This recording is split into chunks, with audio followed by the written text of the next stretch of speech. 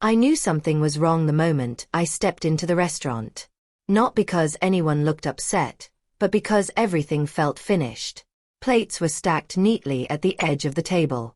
Wine glasses sat half empty, beads of condensation sliding down their sides like the meal had been over for a while.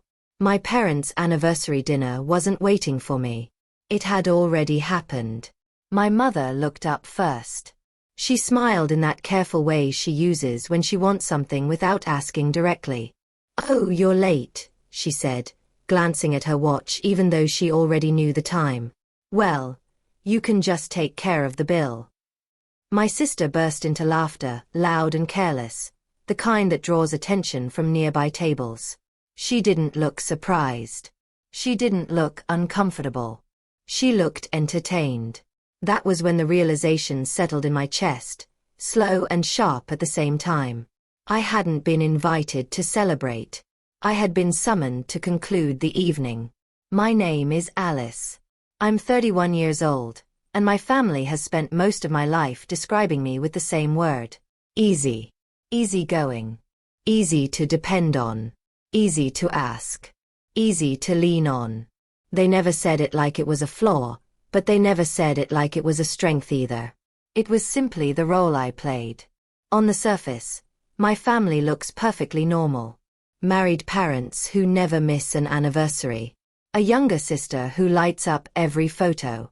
Dinners that happen at restaurants with linen napkins and soft lighting. If you saw us together, you'd think we were close, comfortable, loving. But closeness isn't about proximity. It's about balance. And in my family, balance never existed. Growing up, my sister Emily filled every room she entered. Her feelings mattered. Her preferences guided plans. If she wanted something, it became the obvious choice. I learned early that quietness earned approval. That not needing anything made things easier for everyone else. When I didn't complain, my mother would squeeze my arm and say, "Alice understands." Understanding became my identity. By the time I reached my mid-20s, that identity came with expectations. Not spoken ones. Implied ones. I paid for groceries when I visited. I covered utilities 1 month when my parents said things were tight. I helped with trips that somehow cost more than expected. Every time, it was framed as temporary. Every time, it quietly became routine. I never sat my family down and explained my career. I didn't lie. I just let them assume it was smaller than it was. Modest. Stable. Nothing impressive. Letting them underestimate me kept things smooth. It also made their requests feel justified. My parents loved celebrating milestones. Anniversaries. Birthdays. Achievements that weren't really achievements. They favored restaurants where prices weren't printed and servers greeted them by name. And somehow, I was always invited last. After reservations were made. After orders were placed. After expectations were set. I told myself it was coincidence. That timing was bad. That I was reading too much into it. Lies have a way of sounding reasonable when they protect peace. The night of their anniversary, I came straight from work. Tired, but present. I carried a small gift I'd chosen carefully, something personal that said I cared even if I arrived late. But standing there, staring at cleared plates and satisfied smiles, I felt that familiar tightening in my chest. I watched my mother's eyes flick toward the leather folder resting near the center of the table.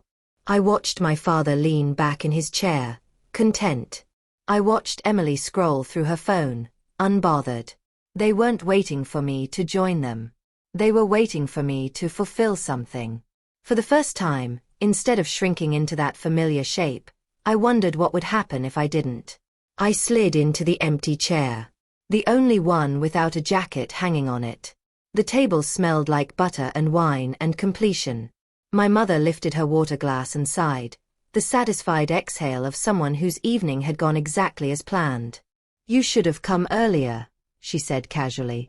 "The service was wonderful." My father nodded. "You missed the best part." Emily glanced up briefly. We saved dessert, she said, laughing. Well, kind of. A server approached and placed the check folder neatly between us. No one touched it. No one needed to. It simply waited. My mother tilted her head. You don't mind handling this, right? We figured since you've been working so much lately. She let the sentence fade, like generosity was implied. Like this was something we all silently agreed upon. Emily looked at me then, eyes flicking between my face and the folder. Relax, she said. You're good at dealing with stuff like this. Then she smiled and went back to her phone. Something shifted. Not anger. Not yet. Clarity. I replayed the last year in my head. The last-minute invitations. The texts that always came after plans were made. The way I was informed instead of asked. Tonight's message had included only a location. No time. We're already here, my mother had said. Come when you can. When you can. I looked at the plates again. Completely clean. They hadn't waited for me to eat. They had waited for me to arrive. This wasn't about money. It wasn't even about family. It was about certainty. They were certain I would show up. Certain I would pay. Certain I wouldn't object. That certainty had been built over years, every time I stayed quiet to keep things smooth. The check folder felt heavier just sitting there. I took a slow sip of water. Said nothing. I didn't argue. I didn't explain. Because in that moment, I understood something I'd avoided for a long time. This wasn't a misunderstanding. It was a system. And systems don't collapse from conversations. They collapse when someone stops supporting them. I paid the bill that night. Not out of fear. Not out of obligation. I paid because I needed one last confirmation that I wasn't imagining the pattern. On the drive home, city lights blurred past my windshield. My phone buzzed once. A text from my mother. Thank you for taking care of that. We knew we could count on you. No heart. No warmth. Just relief. At home, the silence felt different. Focused. I set my keys down and opened my laptop. Not my work files. A folder I rarely touched. One I'd been building without naming. Payments. Transfers. Support. Line after line. Small amounts on their own. Reasonable. Defensible. Together, they told a story I couldn't ignore. The total didn't shock me. The timeline did. Ethan walked in with 2 mugs of tea and set one beside me. He didn't ask questions. He never pushed. He just waited. They didn't even pretend tonight, I said. They didn't have to, he replied calmly. I told him what Emily had said. The laugh. The ease. Ethan's jaw tightened. That's what people say when they're sure you'll never stop. I stared at the screen again. This ends, I said. Not angry. Certain. Ethan nodded. Do you want to talk to someone before you do? I already knew who. I closed the laptop. Not because I was done, but because the decision had settled. I wasn't going to confront them. I wasn't going to announce anything. I was going to stop participating. And I knew when I did, the collapse wouldn't be dramatic. It would be immediate. I didn't announce my decision to anyone. I didn't send a message or hint that things were about to change. I let routine do what it always had. Carry my family forward under the assumption that I would keep showing up and absorbing the weight they didn't want to carry themselves. Silence, I had learned, was more disruptive than confrontation. 2 weeks passed. Then my mother texted me. Dinner tonight. Same place as before. We should all be together. No question mark. No time. Just a location, as if my presence were a given, as automatic as cutlery on a table. I replied with one word. Okay. When I arrived, nothing looked different. The restaurant glowed with soft amber lighting. The hostess smiled like she recognized us. My parents were already seated. Emily was mid-story, her hands moving dramatically while her boyfriend nodded along, eager and impressed. No one paused when I sat down. "There you are," my mother said, touching my arm briefly. We went ahead and ordered. You know how long menus take. I smiled. Calm. Neutral. Not tight. Not rehearsed. Dinner unfolded exactly the way it always had. Plates arrived without discussion. Bottles appeared without prices mentioned. My father laughed louder after his second drink. Emily checked her phone between bites, angling it just right for photos. No one asked what I wanted. No one asked what worked for me. I noticed everything.